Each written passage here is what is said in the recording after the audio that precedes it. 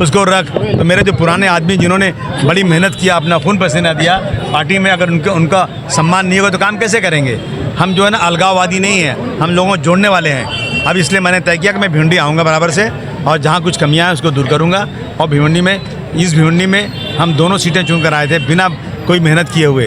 हम इस भिवंडी 17 नगर से बिना मेहनत के चुन कर आए थे। तो अब तो हमारी पार्टी बड़ी हो गई है, अब तो और चुन कर आएंगे इंशाल्लाह। भिवंडी में हमें काम करना है। सर, आज जिस क्षेत्र में आप मौजूद हैं, आमदार साहब नजर नहीं आ रहे सर। आमदार साहब नहीं आए, उन्होंने कहा कि मैं बहुत बिजी हूँ।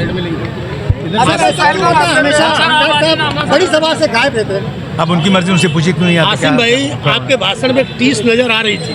आपकी जो शेरो शायरी थी, एक इशारा करी थी, तो इशारा क्या था, कहेंगे आप? वो इशारा समझ गया अब आप समझ तो गए, आप फिर क्यों पूछ रहे हैं आप? कुछ बातें होती है ना कि जरा बंद बात में बोलनी पड़ती है। चलिए, इशारों को समझो तो राज को राज, इशारों को अगर समझे तो राज को राज नहीं, राज को राज रहने दीजिए। लेकिन ऐसा है ना कि पार्टी में ठीक नहीं चल रहा है। पार्टी किसी की मोनोपोली नहीं है। पार्टी सैकड़ों हज़ारों आदमियों का नाम होता है।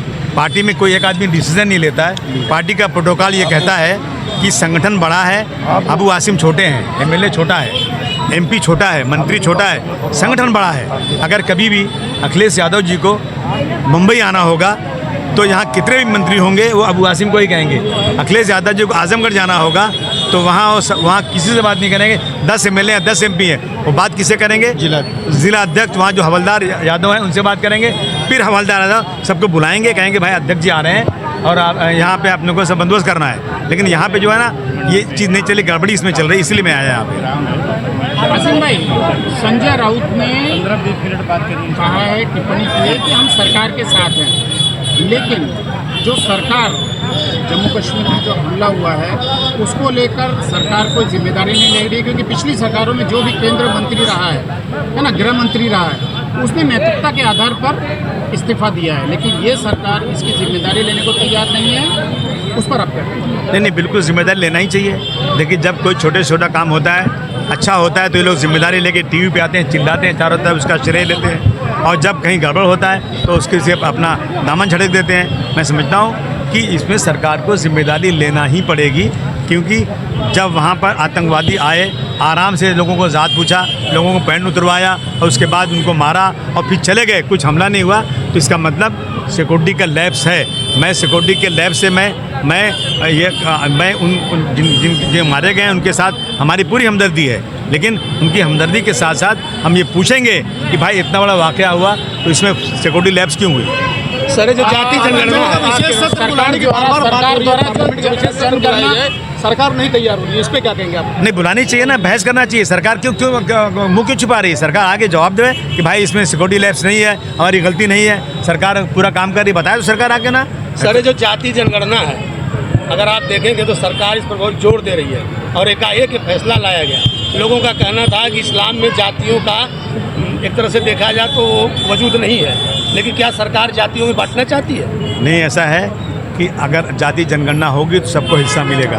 हमारा पुराना नारा है कि जितनी संख्या भारी उतनी उसकी हिस्सेदारी। अगर हम इस मुल्क में 14% है, 15% है, तो 14-15% मुझे हर चीज़ में मिलना चाहिए। दलित पे 14-15-20% है, जितना भी है उसको उतना मिलना चाहिए। ये नहीं मिल रहा है तो सामने खुल के आना चाहिए कि कुछ जातियों के साथ बहुत ज़्यादा भेदभाव हो रहा है। तो इसीलिए जाति जनगणना पे जोर दिया जा रहा है कि जो यहाँ पे इंसाफ नहीं हो रहा है वो इंसाफ हो जाए। लेकिन अभी इन्होंने अनाउंस तो किया है, लेकिन इसमें इनके अफसर लोग गड़बड़ नहीं करना चाहिए और जल्दी शुरू होना चाहिए।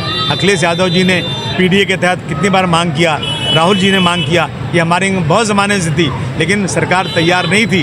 अब क्यों तैयार हो गई सरकार समझे, लेकिन हमें खुशी है कि तैयार हुई है और ईमानदारी के साथ जातीय जनगणना होगी तो इसमें समाज के दबे कुचलों को फ़ायदा मिलेगा। मोहन भागवत जी मिले थे, मोहन भागवत जी आए और उनके ठीक बाद एक घोषणा की गई कि हम जाति जनगणना करवाएंगे, तो इसमें क्या उनका कोई रोल था? नहीं, मुझे नहीं मालूम क्या रोल है, क्या रोल नहीं, लेकिन मैं इसका स्वागत करता हूँ और ये उम्मीद करता हूँ कि इसमें कोई गड़बड़ी ना होने पाए। जातीय जनगणना शुरू की गई है, लेकिन महिला सुरक्षा कानून को लेकर सरकार बैकफुट पर दिख रही है, उस पर आप क्या कहेंगे? सुरक्षा तो है ही नहीं, किधर सुरक्षा है? एमएलए मारा जा रहा है, 30-30, 35-35 केसेस वालों को मंत्री बनाया जा रहा है। कोई खास तौर से मुसलमान घर से जाएगा बाहर, वापस आएगा कि नहीं आएगा कुछ भरोसा नहीं है। दाढ़ी कुर्ता वाले ट्रेन में सफ़र करने से डर रहे हैं। आज मैं कहीं जा रहा हूँ ट्रेन में तो मुझे सब कह रहे हैं आसिम भाई 20 आदमियों के साथ जाइए, कुछ भी हो सकता है। ये आज आम आदमियों के दिलो दिमाग में है। फिर औरतों को तो और भी तकलीफ बेचारियों को है। उनका बुर्का देख करके किसी बम्बई के अंदर सांता क्रूज में एक औरत का बुर्का पकड़ के कहा तुम जय सिया राम कहो, नहीं कहोगी तो पाकिस्तान भेज देंगे। इनके बाप का हिंदुस्तान है, उनके साथ कोई कार्रवाई नहीं हो रही है। अगर मैं मुसलमान अगर ऐसी कोई एक बात कर दूं तो शायद मुझे लोग मार डालेंगे। मामले को लेकर जो लोग मृतक जो हैं उनको जो है 50 लाख रुपये जो स्टेट गवर्नमेंट ने ऐलान किया, लेकिन सेंट्रल गवर्नमेंट की तरफ से कोई ऐलान नहीं। अब भैया और ऐलान कर देना चाहिए, उनको 50 लाख दे देना चाहिए। इसके बाद से जो हमले चलो बस भैया